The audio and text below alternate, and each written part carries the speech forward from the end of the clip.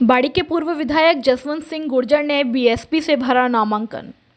कुछ दिन पहले बीजेपी को छोड़ बसपा में हुए थे शामिल। नामांकन के दौरान पूर्व विधायक जसवंत सिंह ने की प्रेस वार्ता। गुंडागर्दी और भ्रष्टाचार जो चरम सीमा पर पहुंच गया है, सबसे पहला मेरा कदम यही होगा कि जिस तरह से पिछले 5 वर्ष में जिस तरह से अन्याय और अत्याचार हुए हैं, गरीबों पे, कार्यकर्ताओं पे झूठे केस लगाए गए और जिस तरह से हर विभाग में जो लूट का काम रहा, वो बाड़ी विधानसभा क्षेत्र के लोगों से कभी छुपा नहीं है। मजबूरी थी कांग्रेस सरकार की, उन्होंने अपनी गद्दी बचाने के लिए अपने खेमे के जितने भी एमएलए थे सबको मुख्यमंत्री बना दिया और उनको पूरी छूट दे दी कि जो भी करना है वो करिए।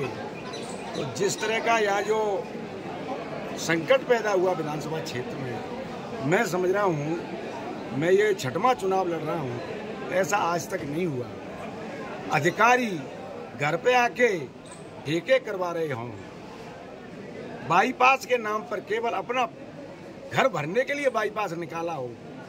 कोई भी इस विधानसभा क्षेत्र का विकास का जो काम किया है केवल नाम करने के लिए कि ये हमारे विकास के काम है, जबकि ऑनेस्टली और ईमानदारी बात यह है कि केवल अपने निजी स्वार्थ के लिए इन्होंने पैसे कमाने के लिए और विकास के नाम पर पैसा लाए प्रदेश सरकार से और उसमें अधिकारियों से मिलकर इन्होंने पैसा कमाया और पूरे 5 वर्ष तक दमनकारी नीति रही। किसी आदमी की इस लोकतंत्र में भी इतनी हिम्मत नहीं हुई कि उसके खिलाफ कोई आवाज उठाए। एक आध हमारे जैसे व्यक्ति को छोड़ के हर आदमी इतना डर रहा है आज भी कि मैं जिन जिन लोगों से संपर्क किए, भाई साहब वोट आपके ही देंगे, खुल के हम सामने नहीं आ सकते, ऐसा मैंने आज तक कभी नहीं देखा। तो ये लोग स्वतंत्र कैसे हों, निर्भीक कैसे हों, लोकतंत्र में है, ये कैसे बोल सकते हैं जो हमें अधिकार दिए हैं। इन सब के लिए मेरा पहला एक कदम ये होगा, अगर मुझे बाड़ी की जनता आशीर्वाद देती है तो निश्चित तौर पर मैं आपसे वादा कर रहा हूँ पत्रकार बंधुओं, आपके माध्यम से भ्रष्टाचार मैं जड़ मूल से उखाड़ने की कोशिश करूँगा और गुंडागर्दी जो आज तक हुई है, जाति विशेष के लोगों ने जो अन्याय किया है, कोई जाति नहीं छोड़ी। जाटवों का मर्डर किया अब्दुलपुर में, 2 कुशवाहों को जान से मार दिया, एक हौद में, एक टोटी में। एक ब्राह्मण को केवल ये गलती थी उस ब्राह्मण की, गिदरपुर वाले की, कि उसने अपना पेमेंट मांगा और उसने कहा कि भाई पहले अपना काम पूरा करिए। जब उसने कहीं से मुझे पेमेंट तो उसकी मारपीट कर दी। किसी ठेकेदार की हिम्मत नहीं, किसी अधिकारी की हिम्मत नहीं। एक वाल्मीकि समाज का व्यक्ति जिसने कहा था मैं बिना पैसे के डीपी नहीं रखता, खुद एमएलए साहब जाके उसके 22 फ्रैक्चर कर दिए उसे।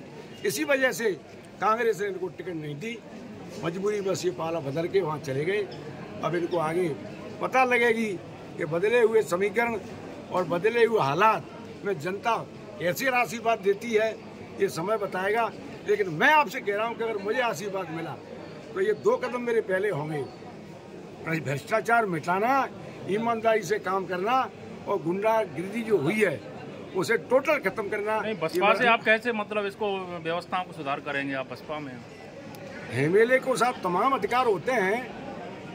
एमएलए प्रोटोकॉल के तहत चीफ सेक्रेटरी, कहीं ना कहीं यहाँ पे बीजेपी और कांग्रेस की गवर्नमेंट आती रही है और कहीं ना कहीं इन्हीं का वो रह रहा है और यहाँ देखने में आता है कि बसपा के जितने विधायक हैं, एमएलए अगर जानकार है, अपने कर्तव्य को जानता है, तो निश्चित तौर पर चाहे सरकार किसी की भी हो, अगर एमएलए है तो निश्चित तौर पर उसकी बात सुनी जाएगी और निश्चित तौर पर बात मानी जाएगी। जसवंत जी, आप मुख्य मुकाबला किससे मान रहे हो? आप कांग्रेस से या बीजेपी से बाड़ी में? मुझे तो त्रिकोणीय लग रहा है साहब, मैं किसी को हल्का नहीं मानता, मैं त्रिकोणीय मान रहा हूँ। देखिए कि जिस तरह से 5 वर्ष में लूट करके और जो पैसा कमाया है, जनता साथ नहीं है। वो सोच रहा है कि जनता को मैं पैसे दे के जनता का ईमान खरीद लूँगा, अमूल्य जो वोट है जनता का उसे पैसे दे के मैं खरीद लूँगा। उनके मन में तो केवल ये भावना है और इसी भावना को लेके ये चुनाव लड़ेंगे।